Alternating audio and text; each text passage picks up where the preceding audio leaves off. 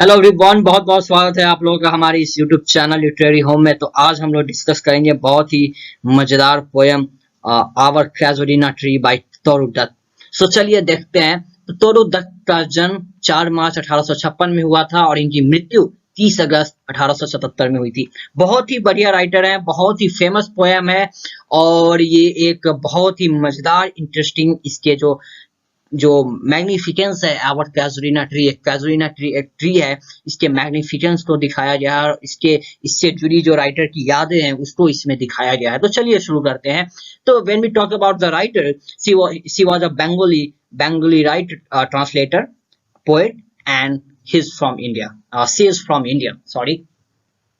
तो ये इंडिया से थी और ये एक बंगाली ट्रांसलेटर थी और एक पोइट भी थी। She used to wrote in French and English. She used to wrote in both languages. Okay, ये फ्रेंच में भी लिखती थी और इंग्लिश में भी लिखती थी। She was born in Kolkata but after ये बहुत बचपन में ही ये फ्रांस शिफ्ट हो गई थी और ये मतलब वहीं पे लिखती थी। ओके, इनकी बड़ी बहन आरू थी। तो मतलब उसी से रिलेटेड यहाँ पे अपने जो भी इनकी मेमोरी है अपने बहन से, अपने जो भी इनके भाई थे या जो भी इनके दोस्त थे उनके मेमोरी से रिलेटेड ये एक पोयम है और ये अपने बचपन के दिनों को याद करती है बहुत ही इंटरेस्टिंग तरीके से। तो चलिए मतलब without doing any further delay let's start and some important works of her notable work a sheaf of gleaned in French fields, okay, in 1877, and ancient ballads and legends of Hindustan 1882। ये बहुत कम उम्र में मर गई थी। तो चलिए शुरू करते हैं। आप देख सकते हैं यहाँ पे ज्यादा डिफरेंस नहीं है यहाँ पे। तो चलिए शुरू करते हैं। तो this is about the poem our Casuarina tree by Toru Dutt. So our Casuarina tree was published in 1881, sorry. This poem published in 1881. In this poem Toru Dutt celebrates the majestic view। इसमें एक टोरू दत्त जो है वो majestic view जो है वो show करते हैं किसका, कैजुलिना ट्री का। When admire from the casement, जब वो अपने केसमेंट से बाहर आती है, और व्हेन द सिबलिंग्स अपने प्यार मतलब भाई बंधु के साथ जब वो खेला करती थी बीनीथ इट, इसके नीचे। Okay, she remember her happy childhood days spent under it. वो अपने बचपन के दिन को याद करती है जब वो इसके नीचे बिताया करती थी। And review her memories with her beloved siblings and it still remains one of the most popular poems in modern Indian literature. I'll already say that this poem is one of the important poem in the history of English literature. Okay, that was the youngest of 3 siblings। ये सबसे छोटी थी तीनों भाई बहन में। Okay, and both the elder siblings Abju and Aru। Okay, Abju जो था वो भाई था एंड आरू जो थी वो बहन थी, बड़ी बहन। डाइड ऑन कंजप्शन, उनका मौत हो जाता है, मृत्यु हो जाता है। This poem is dedicated to her siblings and is associated with the found of memories that they spend near the Casuarina tree. इसके ये जो पोएम है उनको डेडिकेट करते हैं और उससे जो मेमोरी है जो एसोसिएट होता है मेमोरी, उसको वहां यहाँ पे इस पोएम में दिखाने की कोशिश कर रहे हैं writer. She has spent her childhood इन कैलकाटा। उन्होंने अपने बचपन के दिनों को कहाँ व्यतीत किया, कलकत्ता में। विथ हर सिबलिंग्स, अपने दोस्तों के साथ, अपने भाई के साथ, बहनों के साथ। And those found memory become the crux of the present poem. She wants to make the tree immortal. अपने इस ट्री को इमोर्टल बनाना चाह रही है। क्यों भाई? Like the immortal yew tree of Borrowdale, a poem by Wordsworth. Wow, इस poem में जो टोरू डथ है इस कैजुलिना ट्री को इमोर्टल बनाना चाहती है। क्या क्यों बनाना चाहती है? क्योंकि एक वर्ड्सवर्थ का पोएम है ये ट्री, जिसमें ये ट्री को इन्होंने बोरोडेल, एक ट्री ऑफ बोरोडेल का एक ट्री होता है तो उसको इमोर्टल बना दिया गया। क्यों? वर्ड्सवर्थ के पोएम में इमोर्टल, इट मींस कि एक पोएम जब लिखा जाता है, मतलब जब पोएम हम किसी के बारे में लिखते हैं तो वो चीज मरता नहीं है, बल्कि उसकी जो जो अस्तित्व है वो मर जाए, लेकिन जो सिग्निफिकेंस है वो हमेशा के लिए रहता है। तो यही this is the power of writing और यही कारण है कि आज हम लोग इस कैजुलिना ट्री को पढ़ रहे हैं। Why? Because this Casuarina tree is immortal. Okay, वो पेड़ तो नहीं रहा होगा अभी वो पेड़ नहीं होगा, but we are what we are reading this poem, and because of this poem that tree is immortal. So that's the theme and that's the purpose to write this poem. Okay, तो चलिए शुरू करते हैं. And the structure and the form is 5 stanza. इस कविता के जो stanza है उसमें, इस कविता में कितने स्टेंजा है? 5 and 11 लाइन्स. इस सारे स्टेंजा में कितने लाइन्स हैं? 11 लाइन्स हैं. और इसकी जो राइम स्कीम है, this is very important to write if you are writing this theme, this types of work and this types of things, then you can get the good marks in examination. तो rhyme scheme है इस poem का A B B A C D D C E E E. So this is very important thing. तो चलिए शुरू करते हैं इस poem को. Okay.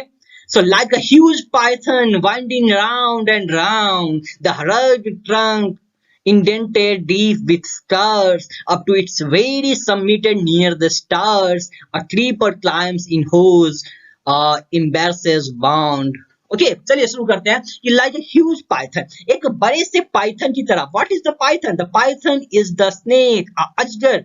ओके, एक बड़े से अजगर की तरह. Winding round and round, goal goal wind कर रहा है, घूम रहा है. द रग ट्रंक, उसके फेड को, मतलब उस पर, मतलब एक फेड बना रहा है. Indent and deep with scars, और उसको मार्क कर रहा है. किसको? उस पेड़ को. एक बड़े से अजगर की तरह. वो कौन सा है? एक बेल है. बेल होता है ना, पेड़ पे गोल गोल लगा हुआ रहता है. तो एक बेल है जो उसके चारों तरफ लगा हुआ है, जो कि अजगर की तरह लग रहा है, पाइथन की तरह लग रहा है. और उस पे एक गहरा मार्क कर दिए हुए है. किस पे? उस पेड़ पे. बहुत दिनों से लगा हुआ है तो उस पे मार्क कर दिए हुए है.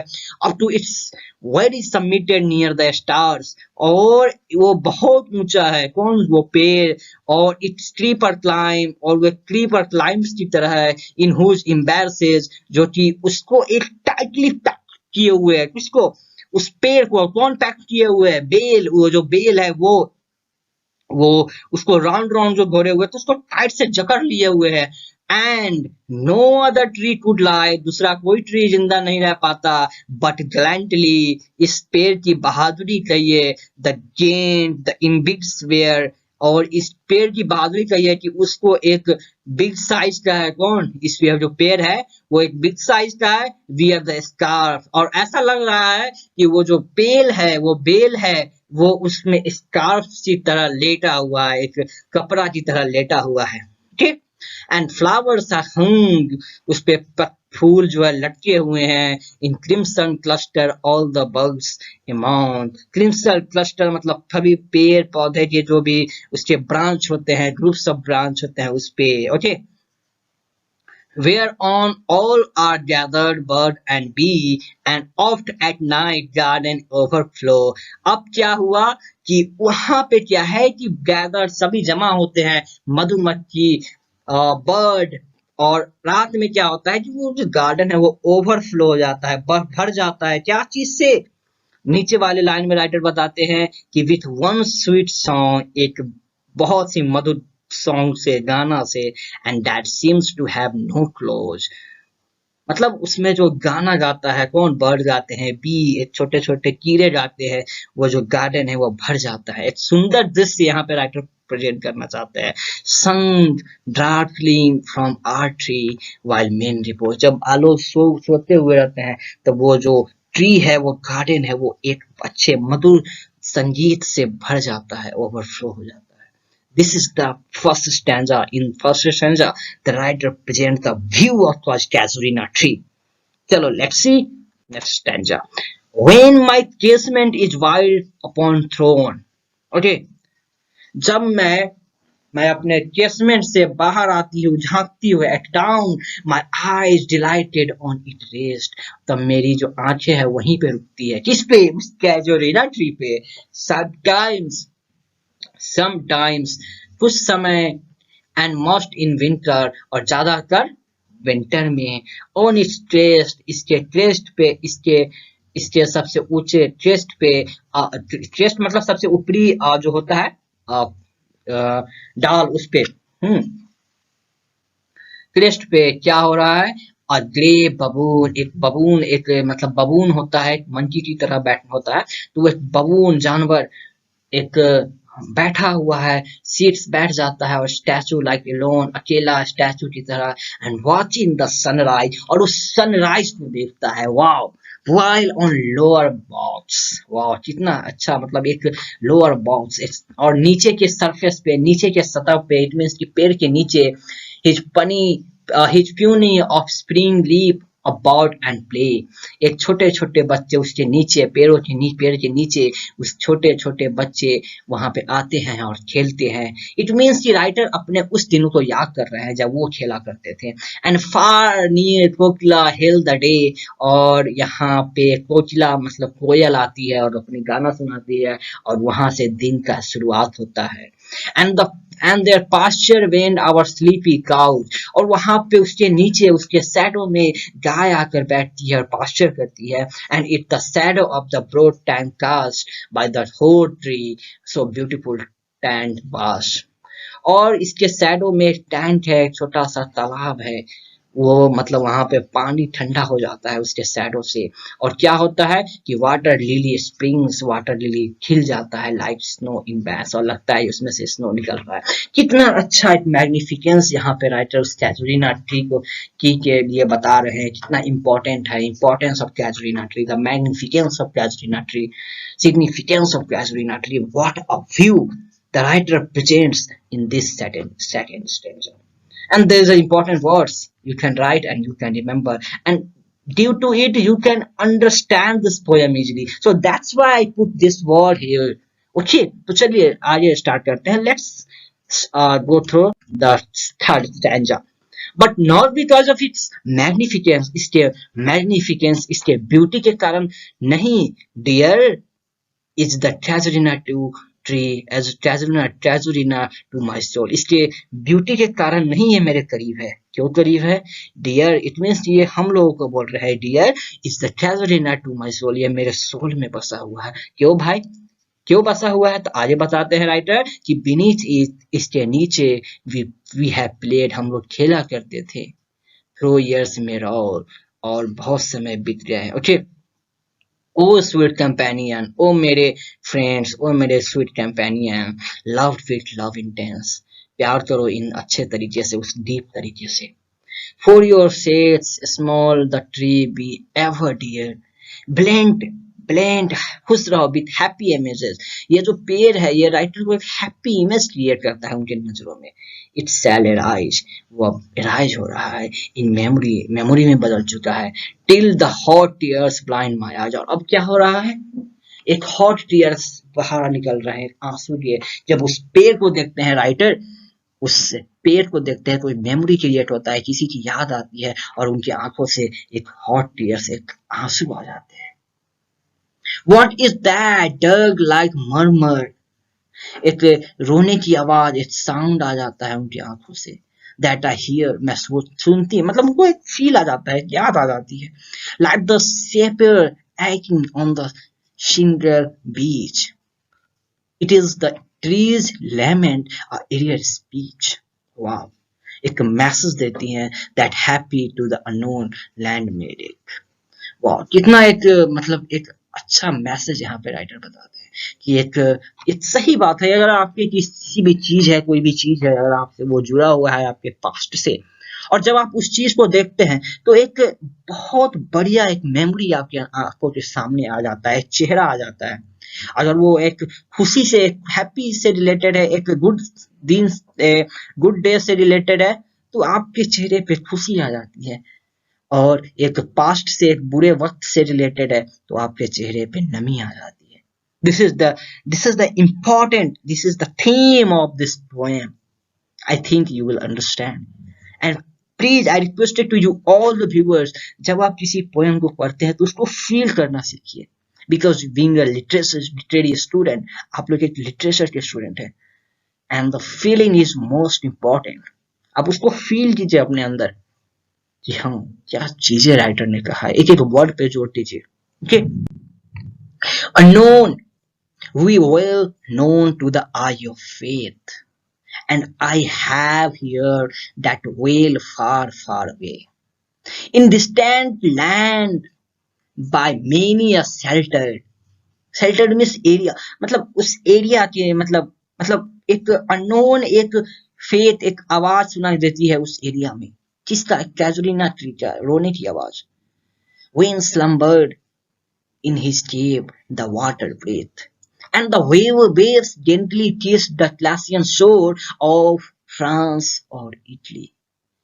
मतलब फ्रांस और इटली में जब जब एक दूसरे से जब मतलब क्या बोलते हैं जब अंधेरा छाता है just writer want to say that kiss it not means the kiss the virtual kiss it's right कि जब अंधेरा जब छाता है beneath the moon इस मून के नीचे एक चंद्रमा के नीचे when the earth lay trance जब जब अर्थ जब ड्रीम में चला जाता है in a dreamless soon and very time the music rose उस समय एक म्यूजिक आती है before my inner voice rose up from sublime thy from oak tree as in my happy prime I saw thee in my own loved native clime मतलब यहाँ पे writer मतलब एक क्या बोले कि मतलब एक ऐसा मेमोरी है कि जब रात में अंधेरा छा जाता है तो एक म्यूजिक सुनाई देती है जो म्यूजिक उन दिनों को याद दिलाता है और उससे इनका जो प्यार है इस पेड़ के लिए वो और बढ़ जाता है एक नेटिव प्लेस की याद दिलाता है एक नेटिव प्लेस का याद दिलाता है ये पेड़ इनके लिए एक अपनी पहचान दिलाता है उन्हें उस समय में ले जाता है खींचकर कितना बढ़िया एक राइटर का एक व्यू है इस पोएम में चलिए देखते हैं अगला कि therefore a faint would consecrate a lay unto thy honor तुम्हारे ऑनर में मतलब मैं इस फेन को इस हैप्पी को तुम्हारे प्रेजेंट कर रहा हूँ इस पोएम को तुम्हारे लिए प्रेजेंट कर रहा हूँ इस लिरिक को तुम्हारे लिए प्रेजेंट कर रहा हूँ unto thy honor तुम्हारे ऑनर में ट्री पेड़ beloved of those तुम मेरे उनके beloved हो तुम मेरे beloved नहीं हो तुम उनके beloved हो who now in blessed sleep for eye repose जो हमेशा के लिए अपने आंखें बंद कर चुके हैं it means this poem dedicated to the siblings the writer's siblings the casuarina tree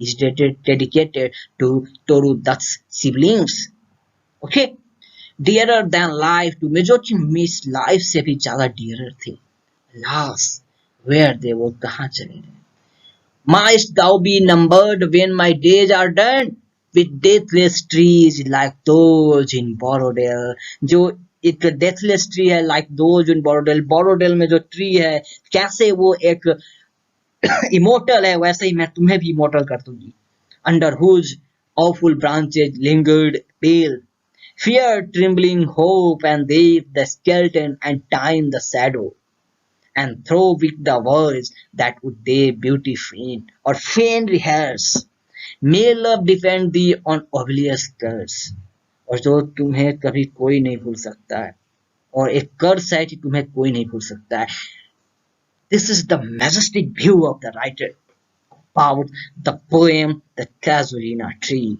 About the tree Casuarina, the majestic view. The writer presents the majestic view.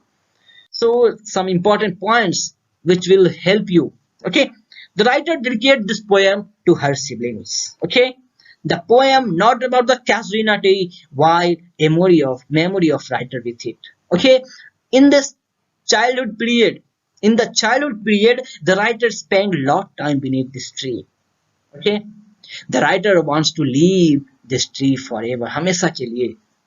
The first two stanza talk about the beauty and the magnificence of the tree. Middle two stanza, the writer talk about the huge and memory of the tree in the mind of the writer.